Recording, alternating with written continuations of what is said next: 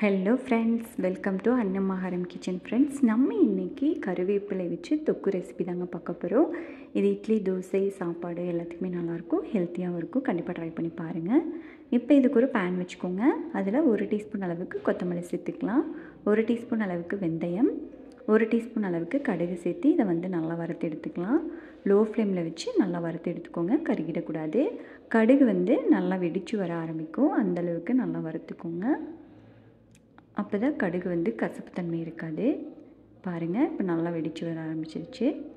இந்த சமயத்தில் நம்ம அடுப்பை ஆஃப் பண்ணிடலாம். இதை நீங்கள் 1 மாதம் வரைக்கும் கூட ஸ்டோர் பண்ணி வச்சு சாப்பிட்லாங்க, கெட்டு போகாது. இப்போ இது நல்லா ஆறுனதும் மிக்ஸி ஜாருக்கு மாற்றிட்டு இதை நல்லா பவுடர் பண்ணி எடுத்து வச்சுக்கோங்க. இப்போ இது இருக்கட்டும்.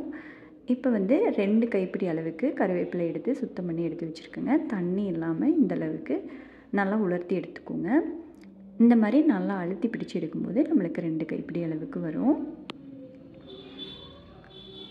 இப்போ இதில் தண்ணியெல்லாம் எதுவும் இல்லைங்க, உங்களுக்கே பார்க்கும்போது தெரியும். இப்போ இதை வறுத்து எடுத்துக்கலாம். இப்போ கடாய் வச்சுக்கோங்க. அதில் 2 டீஸ்பூன் அளவுக்கு நல்லெண்ணெய் சேர்த்துக்கோங்க. நான் இதுக்கு ஃபுல்லாகவே நல்லெண்ணெய் தான் சேர்த்துருக்கேன். இப்போ நம்ம எடுத்து வச்சுருந்த கருவேப்பிலை சேர்த்துட்டு இதையும் லோ ஃப்ளேமில் வச்சு நல்லா வறுத்து எடுத்துக்கலாம். ஒரு 2லேருந்து 3 நிமிஷம் வறுத்துக்கோங்க. ரொம்பவும் நம்மளுக்கு கிறிஸ்பியாக வரக்கூடாதுங்க, லைட்டாக பதப்பதப்பு தன்மை இருக்கணும். அப்போ தான் நம்மளுக்கு தொக்கு நல்லாயிருக்கும். இப்போ இதை ஒரு பிளேட்டுக்கு மாற்றி ஆற வச்சு எடுத்துக்கலாம். இப்போ அதே பேனில் ஒரு சின்ன எலுமிச்சம்பழ சைஸ் அளவுக்கு புளி எடுத்துக்கோங்க.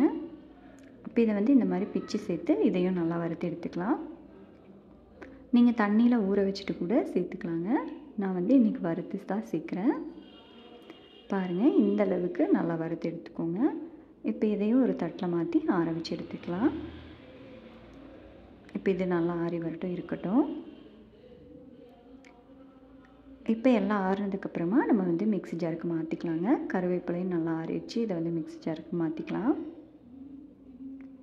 கருவேப்பிலை முடி வளர்ச்சிக்கு ரொம்ப உதவியாக இருக்குங்க. அதனால் நீங்கள் இந்த மாதிரி தொக்கு மாதிரி செஞ்சு வச்சிட்டிங்கன்னா வீக்லி ஒன்ஸ் இல்லைனா ட்வைஸ் நீங்கள் சாப்பாட்டில் போட்டு பிசைஞ்சு சாப்பிட்டுக்கலாம். புளியும் நல்லா அரைச்சிங்க, அதை சேர்த்துட்டு ஓரளவுக்கு கோர்ஸாக அரைச்சி எடுத்துக்கோங்க. இப்போ நம்ம அரைச்சி வச்சுருந்த பவுடரையும் இது கூடயே சேர்த்துக்கலாம். இப்போ இது கூட கொஞ்சம் வெல்லம் சேர்த்துக்கலாங்க. அதிகமாக சேர்த்தாலும் டேஸ்ட்டு நல்லாயிருக்கும். உங்களுக்கு எந்த அளவுக்கு வேணுமோ அதுக்கு தகுந்த மாதிரி நீங்கள் சேர்த்துக்கோங்க. காரத்துக்கு தகுந்த மாதிரி மிளகாய் பொடி சேர்த்துக்கோங்க. நான் 1.5 டீஸ்பூன் அளவுக்கு சேர்க்குறேன். உப்பு தேவையான அளவு சேர்த்துக்கோங்க. கொஞ்சமாக தண்ணி சேர்த்து இதை நல்லா பேஸ்ட்டாக அரைச்சி எடுத்து வச்சுக்கலாம். ரொம்ப பேஸ்ட்டாக இல்லைங்க, கொஞ்சம் குறகுறப்பாக இருக்கிற மாதிரி அரைச்சி எடுத்துக்கோங்க. ரொம்ப பேஸ்ட்டாக இருந்தாலும் நல்லா இருக்காது. நான் தண்ணி கொஞ்சம் கம்மியாக தாங்க சேர்த்துருக்கேன். இப்போ இது இருக்கட்டும், நம்ம தாளித்து விட்டுறலாம். கடாய் வச்சு 1/2 கப் அளவுக்கு எண்ணெய் சேர்த்துக்கோங்க. எண்ணெய் கொஞ்சம் இதுக்கு அதிகமாக தான் தேவைப்படும். எண்ணெய் நல்லா காஞ்சதும் 1 டீஸ்பூன் கடலைப்பருப்பு, 1 டீஸ்பூன் உளுந்தம்பருப்பு, 1/2 டீஸ்பூன் அளவுக்கு கடுகு சேர்த்து இதை நல்லா வறுத்து எடுத்துருங்க. லோ ஃப்ளேமில் வச்சு வறுத்துக்கோங்க, அதிகமாக கருகிடக்கூடாது, லைட்டாக சிவந்து வந்தால் போதும். இப்போ இது நல்லா வறுபட்டதும் இது கூடவே ஒரு 3லேருந்து 4 வரமிளகாய் சேர்த்துக்கோங்க. இது கூடவே ஒரு கொத்து கருவேப்பிலை சேர்த்து இதையும் நல்லா வறுத்து எடுத்துடலாம். இப்போ இது நல்லா வறுபட்டதும் நம்ம அரைச்சி வச்சுருந்த விழுதை இது கூட சேர்த்துக்கலாங்க.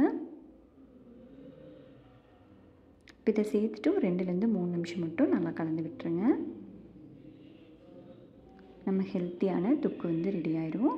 பாருங்கள், நல்லா எண்ணெய் பிரிஞ்சு வர அளவுக்கு நம்ம ஹெல்த்தியான தொக்கு ரெடி ஆயிடுச்சு. கண்டிப்பாக ட்ரை பண்ணி பார்த்துட்டு இப்படி இருந்துச்சுன்னு உங்கள் கமெண்ட்ஸை மறக்காமல் கமெண்ட் செக்ஷனில் சொல்லுங்கள். இந்த வீடியோ பிடிச்சிருந்தால் நம்ம சேனல் லைக் பண்ணி சப்ஸ்கிரைப் பண்ணிக்கோங்க. உங்கள் ஃப்ரெண்ட்ஸ் அண்ட் ஃபேமிலி மெம்பர்ஸ் கூட ஷேர் பண்ணிக்கோங்க. வீடியோ பார்த்த அனைவருக்கும் நன்றி.